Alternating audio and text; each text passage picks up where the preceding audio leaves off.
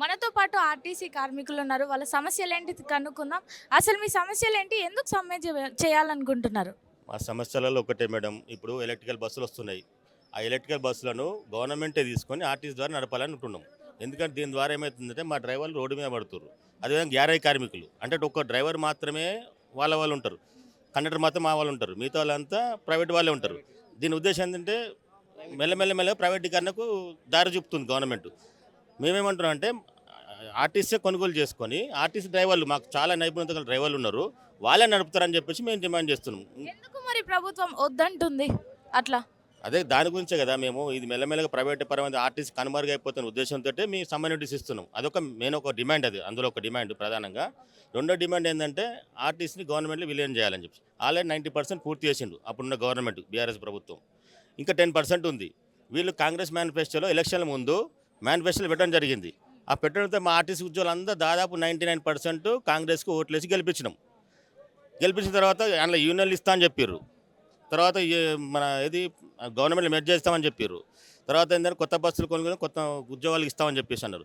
ఇంతవరకు ఒక్కటి కూడా వాళ్ళ హామీలు ఒక్కటి కూడా నెరవేర్చలేదు. ఆ ఉద్దేశంతో 14 నెలలు అయింది. 14 నెలలు అయినా కానీ మా సమస్యలు తీర్చలేరు. మేము మెల్లమెల్లగా 3 దఫాలు 4 దఫాలుగా నిరసన కార్యక్రమం చేసినాం.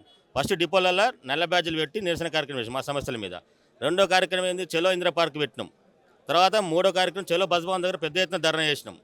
నాలుగో కార్యక్రమే అంటే ఇన్ని నిరసనలు చేసినా కానీ గవర్నమెంట్ యాజమాన్యం స్పందిస్తలేదు. అదేవిధంగా మాకు రావాల్సిన మహాలక్ష్మి డబ్బులు ఉంటాయి కదా, గవర్నమెంట్ ఇవ్వాల్సిన డబ్బులు, ఆ డబ్బులు ఇవ్వట్లేదు. నెలకు ఇప్పటికే 4,500 కోట్లు ఇవ్వాలి. ఆ డబ్బులు ఇస్తే మేమే మా జీతాలు పెంచుకుంటాం, మేము చేసుకోగలుగుతాం. కానీ ఆ డబ్బులు ఇవ్వట్లేదు.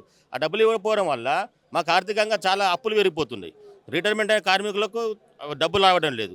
అదేవిధంగా మేము పెట్టుకునే లోన్లు ఉంటాయి, CCS, PF అవన్నీ లోన్లు ఉంటాయి. అవి సకాలం రావట్లేదు, సంవత్సరం పెండింగ్ ఉన్నాయి. ఇటువంటి ప్రాబ్లమ్స్ ఉన్నాయని చెప్పేసి మాకు ప్రభుత్వం విలీనం చేసేయండి, యూనియన్లు ఇవ్వండి, మీరు పెట్టిన డిమాండ్లతో మా ఆర్టీసీ ఉద్యోగాలంతా ఓట్లు వేసినాం అని ఆ డిమాండ్ చేస్తున్నాం. అది మా ఉద్దేశం. ఇప్పుడు మహిళలకి ఫ్రీ బస్ ఇచ్చిండ్రు కదా, అదేమన్నా ప్రభావితం చేసిందా దీని మీద? 100% ప్రభావితం చేసింది. ఎందుకంటే మా ఆర్టీసీ ఉద్యోగులు కండక్టర్ డ్రైవర్లు అయితే విపరీతంగా కష్టపడుతున్నారు. దానివల్ల ఇంతకుముందు అంటే ఓఆర్ పెరిగింది, ప్రయాణికుల సంఖ్య పెరిగింది, అంత పెరిగింది. డ్రైవర్లు కండక్టర్లు వాళ్ళతో నానా తిట్లు తింటుండే ఓపికతో డ్యూటీలు చేస్తారు. ఎన్నో పోలీస్ కేసులు కూడా అయినాయి. అన్ని బాధలు భరించుకుంటూ కూడా ఇంత చేస్తున్నా కూడా మాకు జీతాలు 2017 జీతము సరిగా ఇవ్వలేదు, 2021 ఇవ్వాలి. ఇప్పుడు 2025 ఏప్రిల్ వస్తే 2025 అంటే 2 PRCలు మాకు బాగున్నాయి. ఇంకా అంటే మేము ఇన్ని త్యాగం చేసుకుంటూ పోతున్నాము, మా జీతాలు సరిగా పెరగడం లేదు. ఇంకేం చేస్తామండి ఇక మేము? ఇప్పుడు మీరు చేసే సమ్మె కానీ ఈ విప్లవం కానీ ఎన్ని రోజులు కొనసాగుతుంది అనుకుంటున్నారా? వాళ్ళు స్పందించేదాకా చేస్తారా? ఇక సమ్మె నోటీస్ ఇచ్చిన తర్వాత దాదాపు 45 రోజులు 2 నెలలు టైం ఉంటుంది. ఈ 2 నెలల్లో ప్రభుత్వం యాజమాన్యం పిలిచి మా జేఏసీ నాయకులు పిలిపించి సానుకూలంగా సమస్యల మీద పరిష్కారం చేయాలి. ఆ విధంగా అయిందనుకో మా సమస్య పరిష్కరితే మీ సమ్మెకి ఎందుకు వెళ్తామండి? వెళ్ళాం కదా. సమస్యలు పరిష్కారం కాకపోతేనే కదా వెళ్ళేది. మీకు 2 నెలలు టైం ఉంటుందా? 45 డేస్ టైం ఉంటుంది. ఎందుకంటే సమ్మె నోటీస్ ఇచ్చిన తర్వాత 45 డేస్ తర్వాతనే సమ్మె డేట్ డిక్లేర్ చేస్తారు. ఈ లోపు గవర్నమెంట్ చర్చలు జరపాలి. చర్చలు జరిపితే మా సమస్యలు సాల్వ్ అయ్యే విధంగా చూడాలి, శాంతియుతంగా చూడాలని చెప్పి అనుకున్నాం. గత బీఆర్ఎస్ ప్రభుత్వాలకు చేయొద్దు. ఎందుకంటే గత బీఆర్ఎస్ ప్రభుత్వం చేస్తేనే గవర్నమెంట్ ఆల్రెడీ కూలిపోయింది. ఈ గవర్నమెంట్కు ఆ పరిస్థితి తెచ్చుకోవద్దు. రేవంత్ రెడ్డి గారు మంచి నాయకుడు, మరి పిలిచి మాట్లాడాలి. మీరు ఆల్రెడీ చాలా చెప్పారు. ఆర్టీసీ తను కూడా ఉద్యమంలో పాల్గొన్నారు. ప్రత్యేకంగా ప్రతిపక్ష నాయకులందరూ ఉద్యమంలో పాల్గొన్నారు. అప్పుడు ఇదే రేవంత్ రెడ్డి అక్కడ ఉన్న ఎండోర్ స్టేడియంలో, ఎల్బీనగర్ స్టేడియంలో పెద్ద ఎత్తున మహాసభ పెడితే ఆయన స్పీచ్ ఇచ్చిండు. మీ ఆర్టీసీ ఉద్యోగం కాపాడుకుంటాం, మేము యూనియన్లు ఇస్తాం, అన్నీ ఇస్తామని చెప్పేసాడు. ఇప్పుడు ఏమైంది ముఖ్యమంత్రి గారు? ఇప్పుడు ముఖ్యమంత్రి సీట్ రాగానే ఎందుకు మామూలు ఇట్లా పక్కన పెడుతారని చెప్పేసి మేము బాధపడుతున్నాం. ముఖ్యమంత్రి ఇప్పుడైనా కానీ మా యొక్క సమస్య అర్థం చేసుకుని ఆర్టీసీ ఉద్యోగులు కష్టజీవులు, ఎటువంటి ఫ్రాడ్ చేయరు, వాళ్ళు నిజాయితీగా చేసే ఉద్యోగులు అంటే ఆర్టీసీ ఉద్యోగులు. కాబట్టి మమ్మల్ని గుర్తించండి అని చెప్పేసి ముఖ్యమంత్రి కానీ విన్నవించుకుంటున్నాము. ఎండి గారి మాటలు వినకండి దయచేసి. ఏంటంటే ఎండి గారి మాటలు వింటే ఏంటంటే సరే ఆయన ఒక IPS మైండ్ ఆయన వేరే ఉంటుంది. మా కష్టాలను గుర్తించండి, మా కష్టాలను గుర్తించి మాకు న్యాయం చేయమని చెప్పేసి మేము డిమాండ్ చేస్తున్నాం. అయితే మీరు నల్ల బ్యాడ్జీలు పెట్టుకొని సమ్మె మీరు నిరసనలు చేసినా కూడా ఏమైనా స్పందించినట్టు మీకు అనిపించిందా? ఏం లేదు. ప్రభుత్వం వెల్ఫేర్ కమిటీలు పెట్టింది. వెల్ఫేర్ కమిటీల ద్వారా ఒక్క సమస్య ఇంతమంది వచ్చి ఒక్కలైనా సమస్య వెలువడడం తర్వాత సమస్య సాల్వ్ అవుతుందంటే లేదు. నెలకు 2 లీవులు కాదు కదా, 16 గంటలు 15 గంటలు డ్యూటీలు చేయించుకుంటారు. సిటీలో ఒక డ్రైవర్ డ్యూటీ చేయాలంటే చాలా కష్టం అయిపోతుంది. ఎందుకంటే చాలా బాధ ఉంది అందరికీ. ఈ సమ్మె నోటీస్ ఇవ్వని, డేట్ డిక్లేర్ చేయని, ఆటోమేటిక్గా బస్సులను బంద్ అయిపోతుంది. అంత తీవ్ర ఒత్తిడి ఉంది వర్కర్లలో.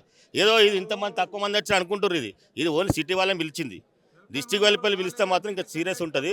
ఎందుకంటే వర్కర్లు చాలా ప్రెజర్లు ఉన్నారు, చాలామంది చనిపోతున్నారు ఒత్తిళ్లకు. వాస్తవంగా ఏంటంటే చాలా ప్రెజర్ ఉంది, అదొకటి. అసలు ఎందుకు సమ్మెకి వెళ్ళాలనుకుంటున్నారు మీరు? అసలు మీ డిమాండ్స్ ఏంటి?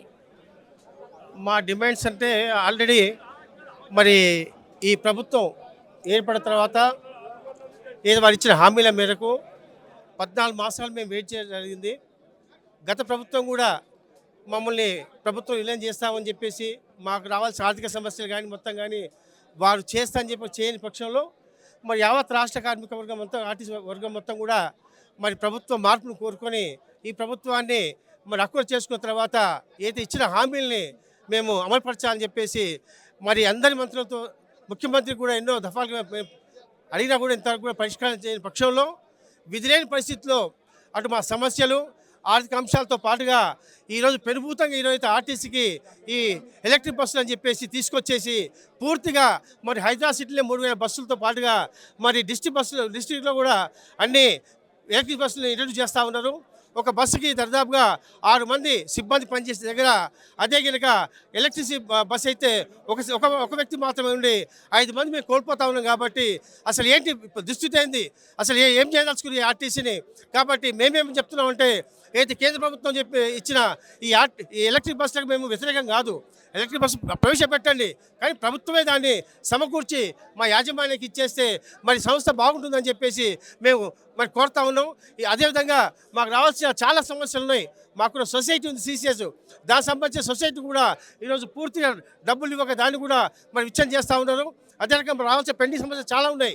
ఒక నెల రోజు మొదటి దానికి జీతం తప్ప మాకు రావాల్సిన ఏవి కూడా రాకుండా మాకు ఎన్నో డిఏ పెండింగ్లు ఉన్నాయి, డిఏ ఏఎస్ ఉన్నాయి, పేస్కెల్ ఏఎస్ ఉన్నాయి. అదేవిధంగా 21 ఆల్రెడీ మాకు ఇంకోటి పేస్కెల్ కూడా డ్యూ ఉంది. రేపు 25 కూడా మళ్ళీ ఒకటి రాబోతూ ఉంది. కాబట్టి ఏమి లేకుండా మరి మా ఎండి గారు మరి పూర్తిగా మరి ఏదైతే చేస్తూ ఉన్నారో పూర్తిగా వెల్ఫేర్ కమిటీ అని చెప్పేసి మరి అయితే మాకున్న రాజ్యాంగం కల్పించిన మాకున్న కార్మిక సంఘాన్ని పక్కన పెట్టి వెల్ఫేర్ కమిటీని ప్రోత్సహించుకుంటూ పూర్తిగా ఆర్టీసీ కార్మిక వర్గాన్ని మొత్తం పూర్తిగా పక్కన పెట్టేసి ప్రభుత్వానికి కూడా తప్పుడు నివేదిక ఇచ్చుకుంటూ మరి అలా మొత్తం కూడా ప్రభుత్వం ఏమంటుందంటే మహాలక్ష్మి స్కీమ్ కింద మేము పూర్తి డబ్బులు చెల్లిస్తామని చెప్తా ఉంది ప్రభుత్వం చెప్తుంది. మరి యాజమాన్యం చెప్తా ఉంది, మరి డబ్బులు ఎక్కడ పోతా ఉన్నాయి. ఇవాళ మాకు దాదాపుగా 100-110 ఓవర్ వస్తూ ఉంది, చాలా డబ్బులు వస్తూ ఉన్నాయి, డబ్బులు ఎట్టిపోతూ ఉంది.